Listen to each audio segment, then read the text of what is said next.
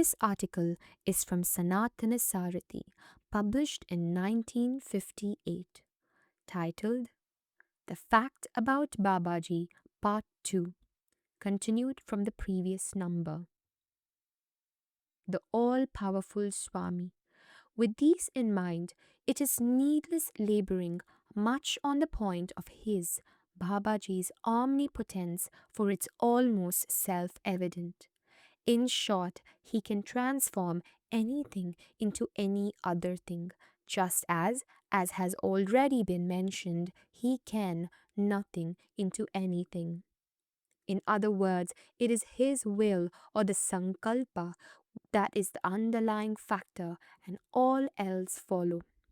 If one blow of his creative breath is able to convert the hardest of stones into the softest and finest of sweets, and render silver a mere waste bit of paper, torn and twisted into a lotus, what else will it not be capable of? These instances can by no means be pooh-poohed as unworthy of any attention. Indeed, it is these that give us the clue to his deeds on a higher and a much larger scale.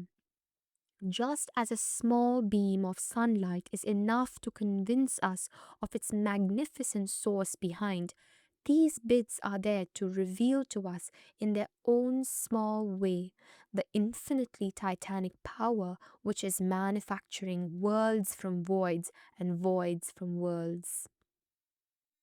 The unique Upadesh. In this connection, it will be of no less interest to make mention of the unique manner in which this Sadguru blesses us with Upadesh in the form of a sacred name whispered into our ears. He picks up a piece of paper and goes on casually turning it in the form of a medium-sized needle with some sort of adornment on the top. We wouldn't know what he is up to unless we have had the experience already. Then, having it enclosed within the two palms, he blows into it, so to say, the nature and form of that which he wills for. Now, there turns out an ivory needle topped with Sri Krishna as the Tribal-Rangi at his flute.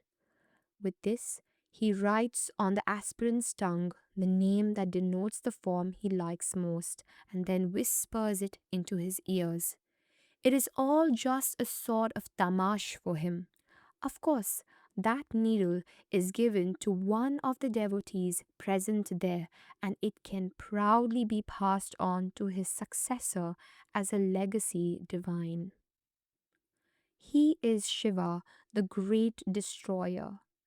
That this creator and protector is also the annihilator goes without the need for much of an emphasis. Whenever a sincere and a deserving devotee passes away, Bhagavan Ji at once goes in trance, gives him darshan in his subtle form if necessary, and then blows out the holy ashes through his mouth, indicating thereby that the bhakta's body has been reduced to ashes. Those near Swamiji's physical body actually witness the vibhuti coming out gustily, rendering the nearabouts smoky for a short while. In case the corpse is buried instead of cremated, then dust comes out in lieu of ashes. Instances are by no means wanting for the fact that many are the devotees who pray to him that he may make it possible for them to be present by the side of their mothers during their mothers' last days. Their prayers are, of course, being granted to their satisfaction. Is it, in the light of these facts, a ratiocination to infer that he is none other than the Mahadeva, the great god Shiva himself? How can he be in the know of, and what sort of relation has he to come in direct contact with the death of somebody, somewhere, unless he be none other than the destroyer himself, bound by the ties of spirituality in one and all in the universe? The twin qualities of godliness. If selflessness and desirelessness are two of the most important qualities which go to distinguish God from man, they can be very well said to be part and parcel of Babaji's magnanimity. Being the Supreme Self, the Sarvantaryamin, the indweller of everyone and everything, is too high and immune to the contagion resulting from petty selfishness and worldly desires, which go a long, long way towards paralyzing us, the ordinary mortals, and keep us down from endeavoring to top higher and higher peaks in spirituality.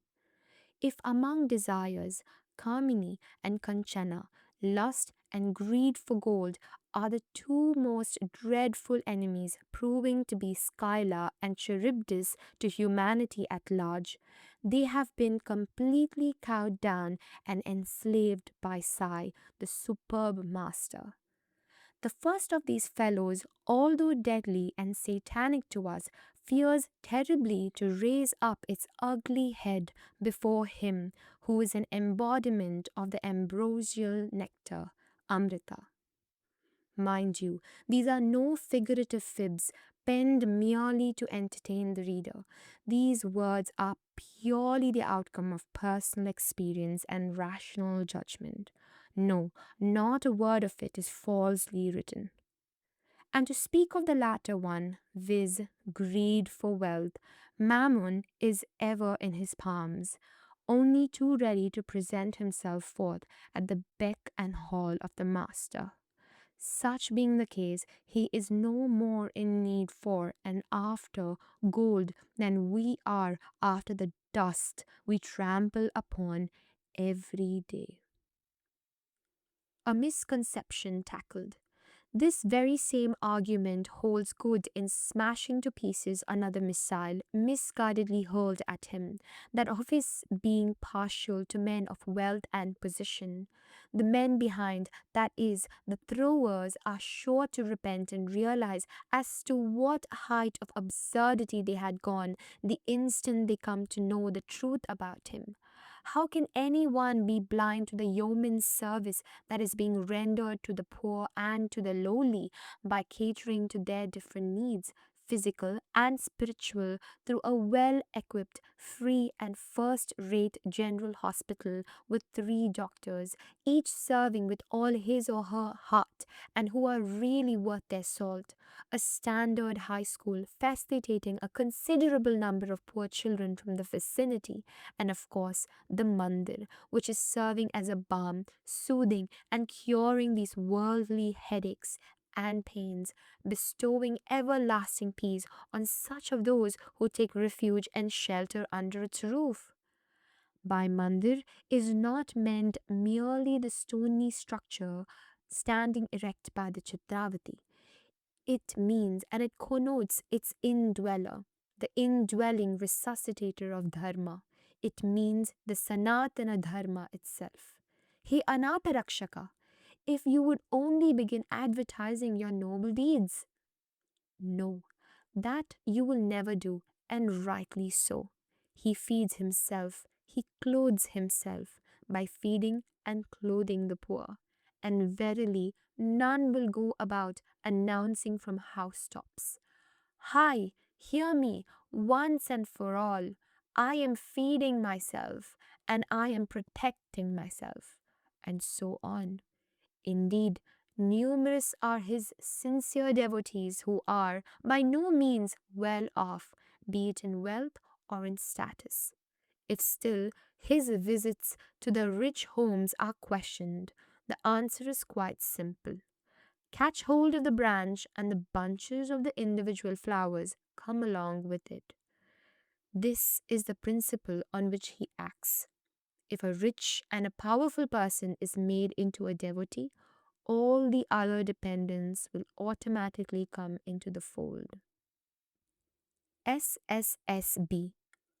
According to Bhagavanji, the capitals SSSB are not there merely to mean Sri Satya Sai Baba.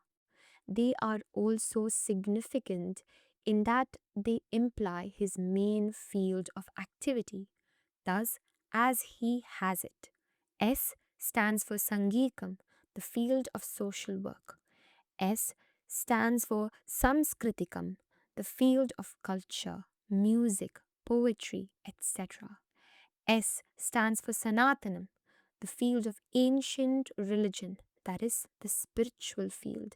And B stands for block, meaning thereby that he is not concerned with anything outside this sphere. His Abhayahasta. If it was spoken of Jesus that he cured diseases, dispossessed persons of evil spirits, and so on, so is it with Swamiji too. The very act that he shows, Abhayahasta, his hand infusing fearlessness and courage into us, signifies, fear nothing, I am here to look after you. Would we make the best use of this rare opportunity and, resigning everything to him, follow him every way? The whole Pickers and his reply. It is only when we take the outer physical aspect as the be all and end all of the matter that the trouble arises. Our efforts in searching for faults and blemishes, even in the Immaculate One, will not prove fruit bearing any more than our futile quest in a dark room for a black cat that is not there. If there are people to pick holes in him, they must, as Swamiji himself has said, either belong to the Nastic, that is the atheistic group, or be counted among such of those who have never seen him at all, or those who might have seen him, but would not have had their desires fulfilled, for which they themselves must be held accountable. And perhaps the finest of his replies to them is that, at least in that way, they remember and think of him. The tree of faith. If faith in this context can be conceived of as a tree, our personal experiences will be its roots, and the authority of eminent sadhakas and well versed pundits that goes to confirm them its shoot. But before the seed of the tree of faith is sown into the soil of the heart, it must be checked up if the field is fertile with satsang. Once the seed has been sown, it must be watered and manured by means of sadhana or struggle. It has got to be carefully protected with the fence of vigilance around it, so that it may not be destroyed or eaten up by the herds and flocks in the form of so many bad, negative, and agnostic bhavas or feelings, including the six rogues, viz., desire, anger, greed, etc.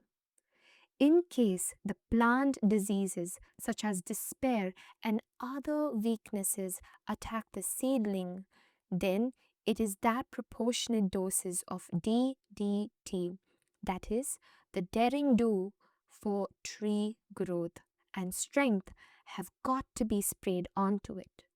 Further, it must be under constant supervision of the self-critical eye. With all these, plus the highly important sunshine of His grace, and the young tender plant is sure to grow into the big tree of faith and at last bear the glorious fruit of realization and final absorption.